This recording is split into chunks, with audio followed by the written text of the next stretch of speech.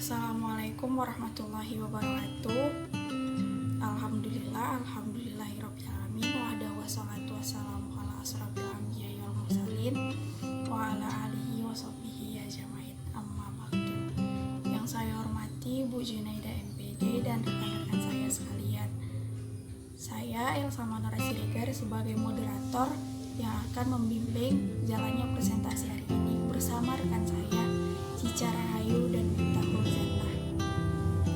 Topik yang akan kami bawakan hari ini ialah ejaan bahasa Indonesia. Yang pertama yaitu pengertian ejaan yang akan dibawakan oleh saudari kita Cica Rahayu. Assalamualaikum warahmatullahi wabarakatuh. Di sini saya Cica Rahayu dari kelompok 4 akan sedikit menjelaskan tentang materi kami, yaitu ejaan bahasa Indonesia. Nah, di sini saya akan menjelaskan pengertian dari ejaan. Ejaan dapat ditinjau dari dua segi, yaitu segi khusus dan segi umum. Secara khusus, ejaan dapat diartikan sebagai pelambangan bunyi-bunyi bahasa dengan huruf, baik huruf demi huruf maupun huruf yang disusun sudah menjadi kata, kelompok kata maupun kalimat. Secara umum, ejaan adalah ketentuan yang mengatur pelambangan bunyi bahasa, termasuk pemisahan dan penggabungan yang dilengkapi pula dengan penggunaan tanda baca. Dalam KBBI atau Kamus Besar Bahasa Indonesia, ejaan adalah kaidah-kaidah cara menggambarkan bunyi-bunyi atau kata, kalimat, dan sebagainya dalam bentuk tulisan atau huruf-huruf serta penggunaan tanda baca. Nah, di sini saya juga akan menjelaskan sedikit tentang perkembangan ejaan dalam bahasa Indonesia. Ejaan bahasa Indonesia telah beberapa kali mengalami perubahan dan perkembangan. Di antaranya adalah yang pertama ada ejaan Van Ophuijsen. Ejaan Van Ophuijsen ditetapkan pada tahun 1901 dan diterbitkannya dalam sebuah buku yang berjudul Kitab Logat Melayu. Beberapa hal yang menonjol dalam ejaan Van Ophuijsen ini adalah yang pertama, huruf Y ditulis menjadi J, misal pada kata sayang menjadi sajang. Yang kedua, huruf U ditulis menjadi OE, misal pada kata umum menjadi ditulisnya OE moem karena huruf U-nya diganti menjadi OE. Dan yang ketiga, huruf K pada akhir kata atau suku kata ditulis dengan tanda koma di atas, misal pada kata rakyat menjadi rakyat. Yang kedua itu ada ejaan Suwandi atau ejaan Republik. Ejaan Republik adalah ejaan baru yang disusun oleh Panitia Ejaan Bahasa Indonesia yang diketahui oleh Mr. Suwandi. Penyusunan ejaan baru ini dimaksudkan untuk menyempurnakan ejaan yang berlaku sebelumnya, yaitu ejaan Van Ophuijsen, serta juga untuk menyederhanakan sistem ejaan bahasa Indonesia. Ejaan Republik diresmikan pada tanggal 19 Maret tahun 1947. Ciri-ciri ejaan Republik antara lain yang pertama ada gabungan huruf OE dalam ejaan Van Ophuijsen diganti dengan U dalam ejaan Republik.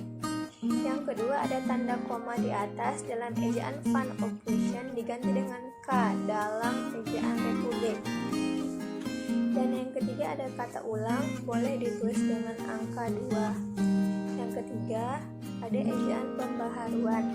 Ejaan pembaharuan merupakan suatu ejaan yang direncanakan untuk memperbaharui ejaan Republik.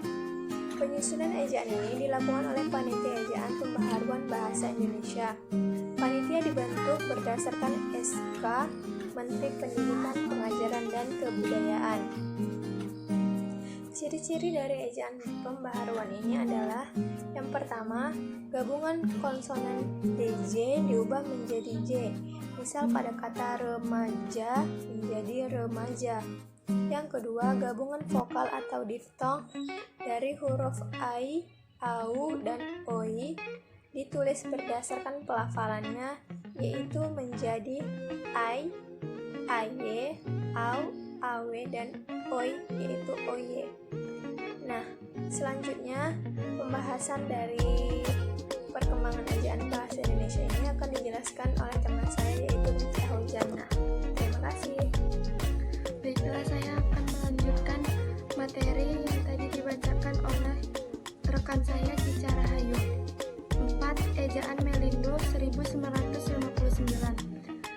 Ejaan Melindo merupakan ejaan yang disusun atas kerjasama antara pihak Indonesia dan pihak Persekutuan Tanah Melayu Malaysia.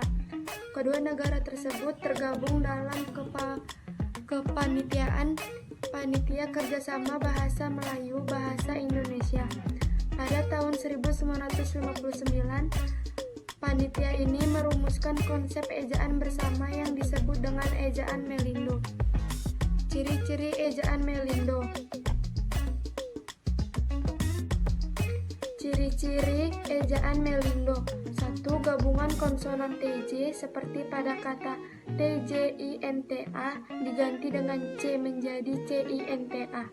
2. Gabungan konsonan NJ seperti pada kata NJONJA diganti dengan NC yang sama sekali masih baru. 5. Ejaan baru 1967. Ejaan baru merupakan lanjutan dari usaha yang dirintis oleh Panitia Melindo. Para pelaksananya pun di samping terdiri dari Panitia Ejaan LBK atau Lembaga Bahasa dan Kesusastraan, juga dari Panitia Ejaan Bahasa Malaysia. Panitia ini berhasil merumuskan suatu konsep baru diberi nama ejaan baru. Kepanitiaan ini berdasarkan SK Menteri P dan K nomor 062/67 tanggal 19 September 1967. Perubahan yang terdapat dalam ejaan baru adalah 1. Gabungan konsonan DJ diubah menjadi J, misal pada kata remaja diganti menjadi remaja. 6. Ejaan yang disempurnakan atau EYD 1972. Ejaan yang disempurnakan atau EYD diresmikan oleh Presiden Republik. 6. Ejaan yang disempurnakan atau EYD 1972. Ejaan yang disempurnakan atau EYD diresmikan oleh Presiden Republik Indonesia, yaitu Soeharto pada tanggal 16 Agustus 1972. Pedoman ejaan bahasa Indonesia disebut pedoman umum karena dasarnya hanya mengatur hal-hal umum.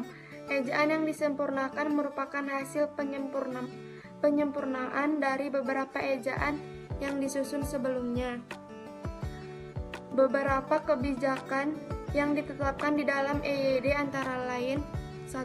Huruf F, V, dan Z merupakan unsur serapan dari bahasa asing diresmikan pemakaiannya. 2. Huruf Q dan X yang lazim digunakan dalam bidang ilmu pengetahuan tetap digunakan, misalnya pada kata Furqan dan Xenon. 3. Awal D dan kata depan D dibedakan penulisannya. Kata depan D pada contoh di rumah, di sawah, penulisannya dipisahkan dengan spasi. Sementara di pada dibeli dan atau dimakan ditulis serangkai dengan kata yang mengikutinya. 4. Kata ulang ditulis penuh dengan mengulang unsur-unsurnya. Angka 2 tidak digunakan sebagai penanda perulangan. Perbedaan ejaan bahasa Indonesia dengan ejaan yang disempurnakan adalah: 1. Penambahan huruf vokal diftong pada EYD. Huruf diftong hanya 3, yaitu A, I, AU, dan OI. Sedangkan pada EB, huruf diftong ditambah 1, yaitu EI. Atau misalnya pada kata geser dan survei. 2.